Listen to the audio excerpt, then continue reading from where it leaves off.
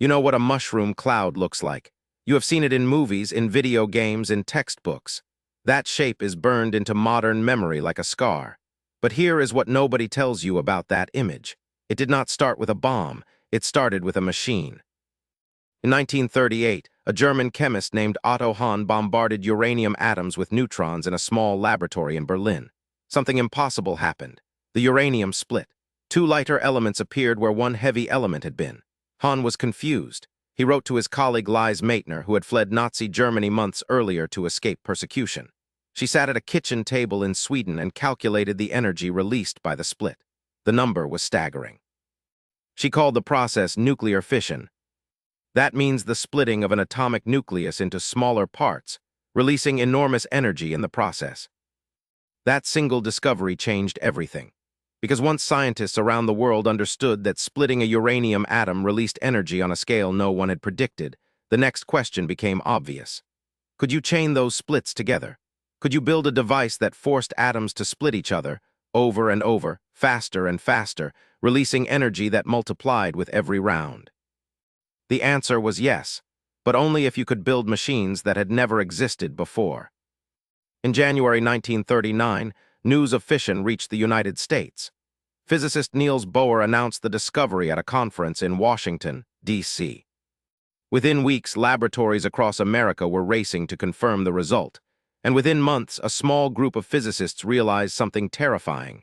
Nazi Germany had discovered fission first. They had the scientists. They had the uranium. They had the head start. This fear is what started everything. On August 2, 1939, a letter arrived on President Franklin Roosevelt's desk. It was signed by Albert Einstein. The letter warned that Germany might be developing an extraordinarily powerful new type of bomb based on uranium fission. Roosevelt read the letter. He set up a small advisory committee, but for 2 years nothing much happened. Bureaucracy moved slowly. Then in December 1941, the United States entered World War II after the attack on Pearl Harbor. Suddenly, urgency replaced paperwork. The small advisory committee became a massive secret project funded with a blank check from the federal government. They called it the Manhattan Project. And what happened next was one of the most extraordinary engineering efforts in human history. The problem was this: you need a specific form of uranium to make a fission bomb. It is called uranium-235, but uranium-235 makes up less than 1% of all natural uranium found in the Earth. The rest is uranium-238, which does not split easily enough to sustain a chain reaction. So you need to separate the tiny amount of 235 from the overwhelming amount of 238 surrounding it. Scientists call this process enrichment, and nobody had ever done it on a large scale. Nobody even knew if it was physically possible. The first approach was electromagnetic separation, led by a physicist named Ernest Lawrence at the University of California, Berkeley. Lawrence had already invented a machine called the cyclotron, a particle accelerator that used magnets to spin charged particles in circles, making them faster and faster with each revolution. For the Manhattan Project, he modified the cyclotron into a device called a calutron. The name came from California University cyclotron. These machines used powerful magnets to bend the paths of uranium ions, which are electrically charged uranium atoms, and separate the heavier uranium-238 from the lighter uranium-235 by weight. The difference in mass between them was tiny, absurdly tiny. But it was real, and the magnets could feel it. They built hundreds of calutrons at a secret facility in Oak Ridge, Tennessee. The site was called Y-12. Thousands of workers, mostly young women fresh out of high school, operated the calutrons around the clock in rotating shifts. Most of them had no idea what they were making. They were told their work was important for the war effort. They just knew their job was to watch the meters and keep the machines running without interruption. The calutrons consumed enormous amounts of electricity. So much electricity that the facility nearly drained the entire power grid of the Tennessee Valley Authority. But electromagnetic separation was slow, painfully slow. A second approach was needed alongside it. Gaseous diffusion was the idea. If you turn uranium into a gas, specifically uranium hexafluoride, a corrosive and toxic compound, and force that gas through thousands of microscopic barriers, the lighter uranium-235 molecules will pass through slightly faster than the heavier uranium-238 molecules. Each pass enriches the mixture by a fraction of a percent. Do it thousands of times in sequence, and eventually you get a concentration of uranium-235 high enough to build a bomb. The problem was the barriers themselves. They needed to contain millions of microscopic holes, each one smaller than a wavelength of visible light. No one had ever manufactured anything like that at an industrial scale. The company chosen to build them, Howdell-Hershey, spent months producing defective screens that fell apart under the corrosive uranium gas. The project nearly collapsed before it even got off the ground. Eventually, a new barrier design was developed that held together. They built the K-25 plant at Oak Ridge, a massive U-shaped structure nearly a mile long, filled with thousands of cascading diffusion stages. Each stage pushed the uranium gas a little further through the barriers, enriching it a little more than the stage before. K-25 was the largest building in the world when it was completed. It was an engineering miracle built on a foundation of desperation and repeated failure. But there was a third path to the bomb that nobody had anticipated at the start. In December 1942, an Italian physicist named Enrico Fermi built the world's first nuclear reactor underneath the bleachers of a squash court at the University of Chicago. He called it Chicago Pile 1. It was a carefully arranged stack of graphite blocks and uranium, placed in a precise geometric pattern that Fermi had calculated by hand. He controlled the nuclear chain reaction using cadmium-coated control rods. Cadmium absorbs neutrons, which are the subatomic particles that trigger fission in uranium. By sliding the rods in and out, Fermi could slow the reaction down or speed it up. On December 2, he pulled the rods out one at a time. The neutron count rose. The reaction became self-sustaining. For the first time in history, a human being had created controlled nuclear fission on purpose. This breakthrough pointed to a completely different material for the bomb.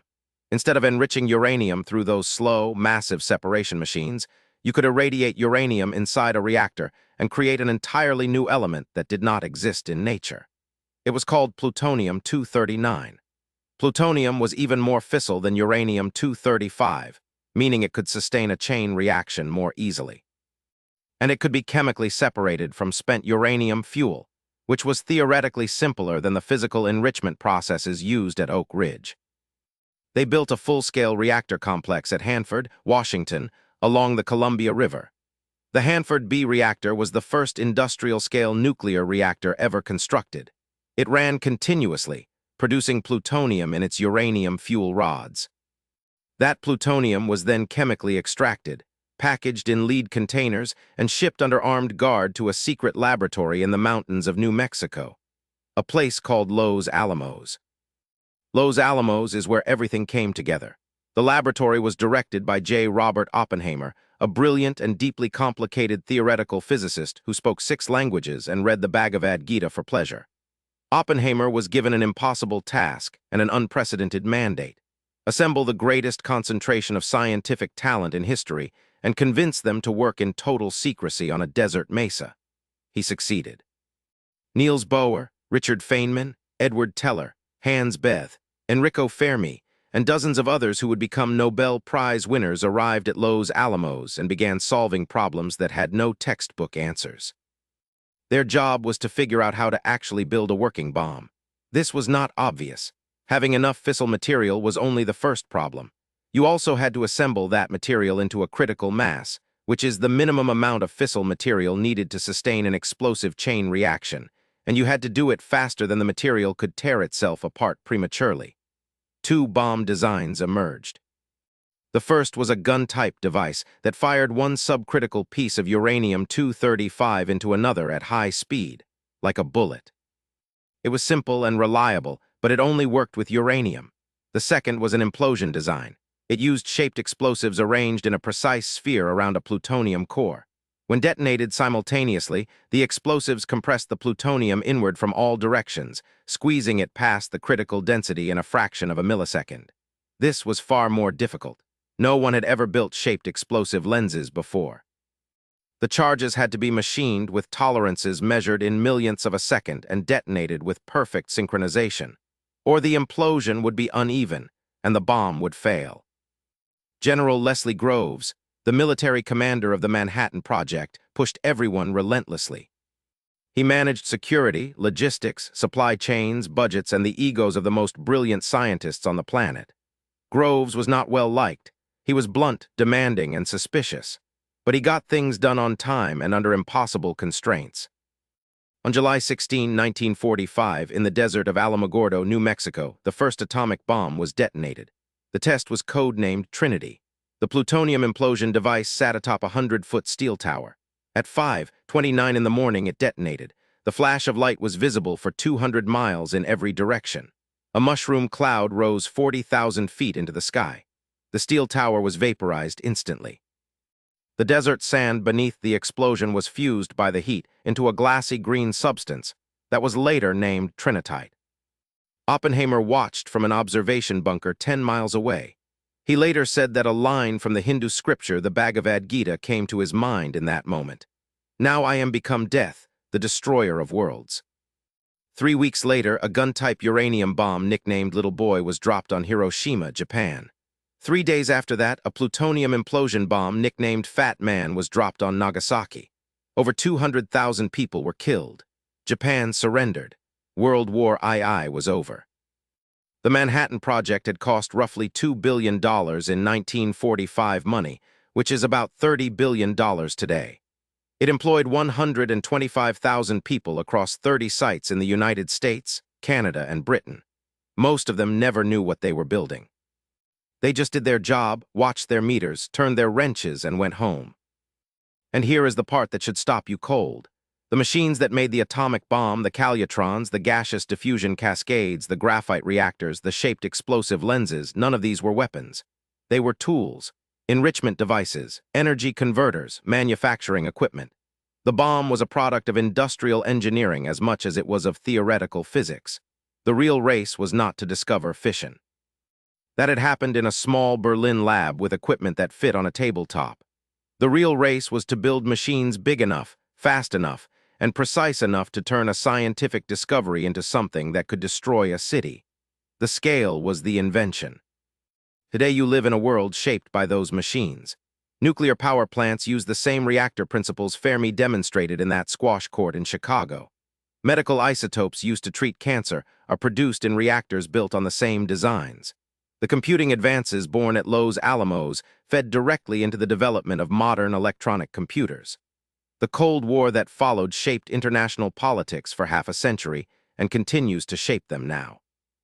Arms control treaties, nuclear deterrence, energy policy, the very structure of global power. All of it traces back to machines built in secret by people who did not know what they were making. Every time you hear the word nuclear on the news, you are hearing the echo of a race between nations to build machines that had never existed before. Machines built under impossible deadlines in hidden facilities, driven by fear that the other side would get there first. That fear is the same fear that drives every technology race you see today. Artificial intelligence, quantum computing, biotechnology, the same logic, the same urgency, the same willingness to build first and ask questions later. The mushroom cloud is not just an image from a history book. It is the product of 1,000 machines, 10,000 engineers, and 100,000 workers who built the impossible because they were told they had no other choice. The machines change. The names change. The race never does.